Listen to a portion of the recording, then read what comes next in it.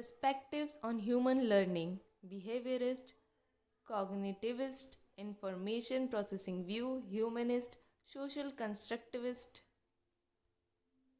Behaviorist or the behavioral learning theory is a popular concept that focuses on how students learn. Behaviorism focuses on the idea that all behaviors are learned through interaction with the environment. The learning theory states that the behaviors are learned from the environment and says that the initiate and inherited factors that have very little influence on behavior. A common example of behaviorism is positive reinforcement. A student gets a small treat if they get 100% on their spelling test. In the future, students work hard and study for their test in order to get the reward. Behaviorism is the key of educators because it impacts how students react and behave in the classroom and suggests that teachers can directly influence how their students behave. It also helps teachers understanding that a student's home environment and lifestyle can be impacting their behavior, helping them see it objectively and work to assist with improvement. History of behaviorism. Behaviorism starts as a reaction against introspective psychology in 19th century, which relied heavily on first person accounts. J.B. Watson and B.F. Skinner reject introspective method as being subjective and unquantifiable. These psychologists wanted to focus on observable, quantifiable event and behaviors. They said that science should take into account only observable indicators.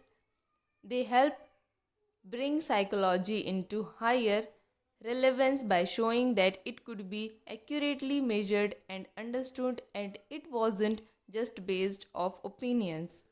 Watson and Skinner believed that if they were given a group of infants, the way they were raised and the environment they put them in would be ultimate determining factors for how they acted, not their parents or their genetics. Pavlov's dogs is a popular behaviorism experiment. A group of dogs would hear a bell ring and they would be given food. After enough time, when the bell would ring, the dogs would salivate expecting the food before they even saw it. This is exactly what behaviorism argues, that the things we experienced and our environment are the drivers of how we act. Cognitivist. The cognitivist perspective operates on the beliefs that the brain is the most important aspect in relation to the way that individual behaves or thinks. This perspective states that to understand someone you must first be able to this perspective state that to understand someone you must be first able to understand what is happening in their mind. Once you are able to do this, you will be able to understand how they will act in other situations as well. The basic for this foundation is on the way that information that is heard or learned by the individual is processed by the brain. It is important to understand that through a number of people may hear the same information, they will not all process. It is the same way. As a result, in order to determine the same way in which a specific individual will process information and respond to it, it is impossible to understand the way in which they process other information. This theory is also interested in the memory perception both of self and of others. The problem solving it then considered the way in which each of these areas relates to the behavior of the individual in any given situation. By considering the way that an individual has gathered information throughout their life and the way that they process the information, it is impossible to understand them better. This requires knowing the type of memories and person has a well, even the same memories from different people will be processed differently. Two individuals who went through the same events will also have different memories of those events. As a result, every individual will have different methods of action through the cognitive perspective. Who invented cognitive? Neisser invented cognitive perspective. Neisser was not only person who taught the idea of cognitive perspective at the same time, but he did write a book on the topic which caused him to be named as the founder. His book helped others to better understand the new perspective and the way that it could be used to understand the way that any individual would make decision and execute an action. Information processing view. The information processing view is based on the idea that humans actively process the information they receive for their sense, like computer does. Learning is what is happening when our brains receive information, record it, mold it, and store it. In information processing theory, as the student take in information, that information is first briefly stored as a sensory storage, then moved to the short term of working memory, and then either forgotten or transferred to a long term memory as semantic memory concept and general information. Procedural memory processes image.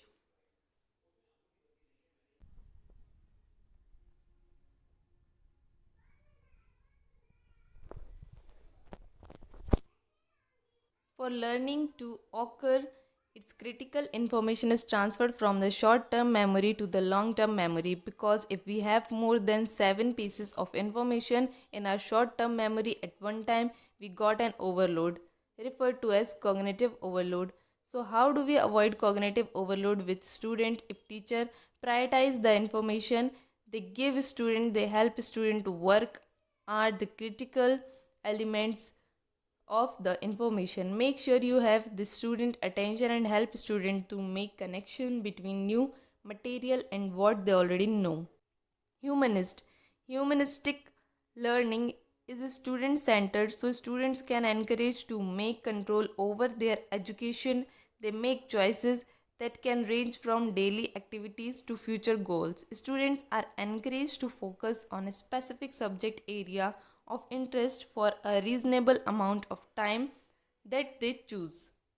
The role of teacher and student in humanistic learning theory. In the humanistic learning theory, the teacher and the student have a specific role for success. The overall role for a teacher is to be facilitator and a role model, not necessarily to be the one doing the teacher. The role of the teacher includes teaching learning skills. Good teachers in humanistic learning theory focus on helping students develop learning skills. Students are responsible for learning choices, so helping them understanding the best way to learn is the key to their success. Provide motivation for classroom tasks. Humanistic learning focus on engagement, so teachers needs to provide motivation and exciting activities to help students feel engaged about learning. Provide choices to students in task subject selection. Choices is central to humanistic learning, so teachers have a role in helping work with students to make choices about what to learn. They may offer options, help students evaluate what they excited about and more. Create opportunities for group work and with peers. As a facilitator in a classroom, teachers create group opportunities to help students explore, observe, and self evaluate. They can do this better as they interact with other students who are learning at the same time that they are. Humanistic approach example in education.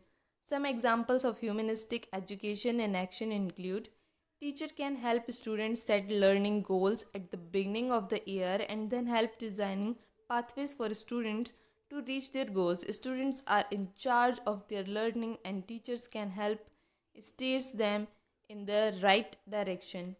Teachers can create exciting and engaging learning opportunities. For example, teachers is trying to help student to understand government can allow student to create their own government in the classroom. Student will be excited about learning as well as be in charge of how everything runs.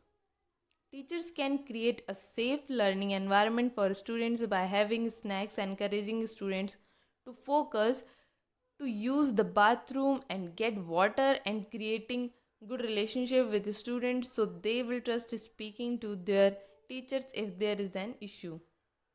Teacher can utilize journaling to help student focus on self evaluating and their feeling as a part of learning.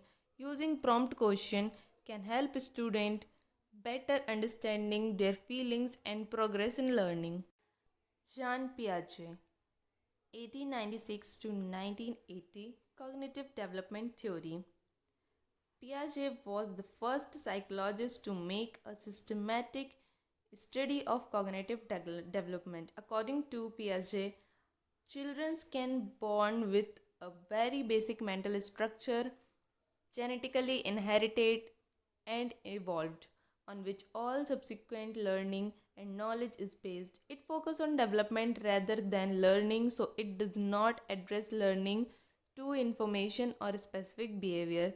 To Piaget, cognitive development was a discontinuous yet progressive recognition of mental processes as a result of biological maturation and environmental experience. Children construct an understanding of the world around them, then experience discrepancies between what they already know and what they discover in their environment. Children learn from having to adapt to these discrepancies. There are three basic components of Piaget cognitive theory. First, schemes, building blocks of knowledge. Second, processing that enables the transition from one stage to another, equilibrium, assimilation, accommodation. Third, stage of development, sensory motor, pre operational, concrete operational, formal operational. Lev Vygotsky, 1896 1934, Social Development Theory. Vygotsky theory stressed the fundamental role of social interactional in development of cognition similar to Piaget. Community plays a central role in processing of making meaning. Unlike Piaget's notion that children's development must necessarily precede their learning, Vygotsky argued that social learning tends to be precede development. Like Piaget, Vygotsky claimed that infants are born with the basic materials abilities for intellectual development.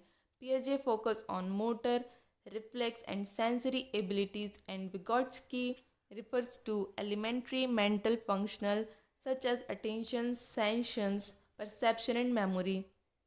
Eventually, through interaction with the socio-cultural environment, these are development into more sophisticated and effective mental process strategies, which he refers as higher mental functions.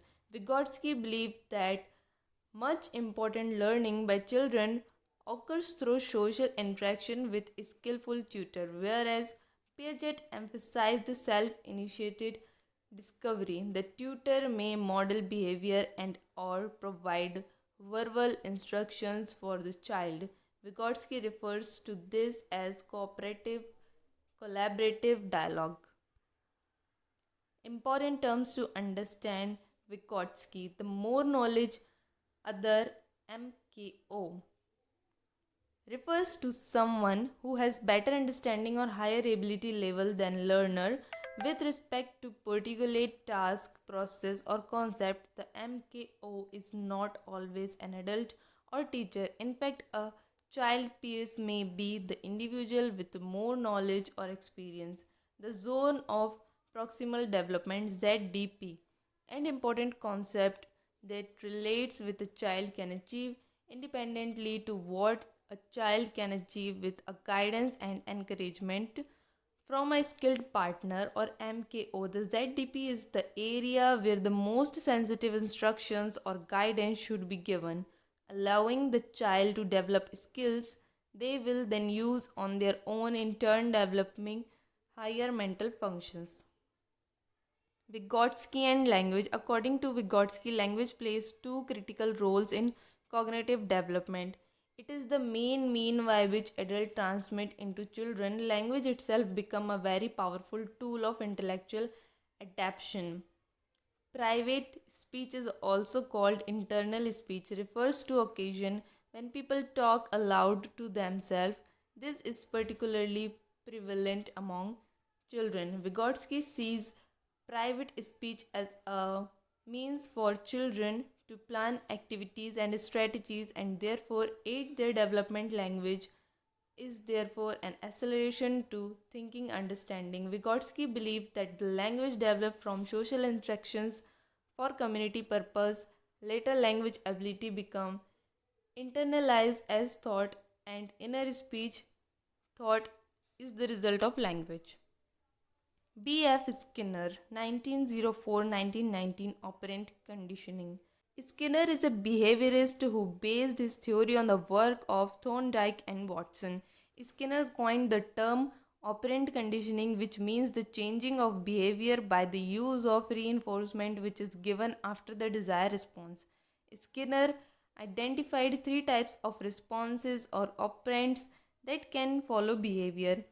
Neutral operands, response from the environment that neither increase nor decrease the probability of behavior being repeated. Reinforcers, responses from the behavior that increase the probability of a behavior being repeated. Reinforcers can be either positive or negative. Punishers, responses from the environment that decrease the likelihood of behavior being repeated. Punishment weakens behavior. Behaviorism is primarily concerned with the observable behavior and opposed to internal events like thinking and emotions, that is, rat did not learn, they behave. Skinner believed the major influence on human behavior is learning from the environment. Roger's social constructivism. Carl Rogers was an influential American psychologist and among the founders of the humanistic approach or client centered approach to psychology. Rogers is widely considered to be one of the founding father of psychotherapy research and was honored for his pioneering research with award for distinguished scientific contributions by the American Psychological Association APA in 1956. The person centered approach, his own unique approach to understand personality and human relationship, found wide application in various domains such as psychotherapy and counseling, client centered therapy, education, student centered learning, organization, and other group setting. Rogers present his theory of learning in Freedom to Learn in 1969. In this landmark work, he characterized two types of learning and described them as defining opposite ends of continuum of meaning, feeling, and relevance. Non-significant learning. One end of the continuum, he represented the learning of nonsense syllabus. To memorize such items as a baz and nap are lud and the like is a difficult task. Because there is no meaning evolved, these syllabus are not easy to learn and are likely to be forgotten quickly. We frequently fail to recognize that much of the material presented to the students in the classroom has for the students the same perplexing, meaningless quality that the list of the nonsense syllabus has for us. This is especially true for the unprivileged child whose background provides no context for the material with which he is confronted, but nearly every student finds the large portions of his curriculum are for him meaningless. Thus, education becomes the fertile attempt to learn material which has no personal meaning. Such learning involves the mind only. It is learning which takes place from the neck up.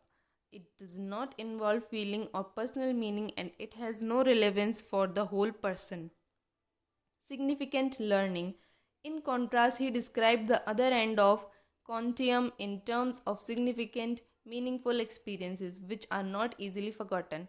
When the toddler touches the warm radiator, he learns for himself the meaning of the word hot.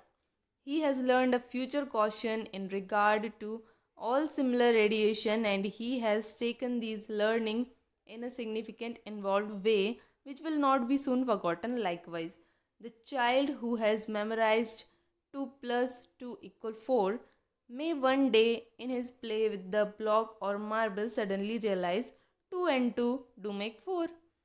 He has discovered something significant for himself in a way which involves both thoughts and feelings. Or the child who has laboriously acquired reading skill is caught up. One word can have magic power which lifts him out of himself into another word he has now really learned to read.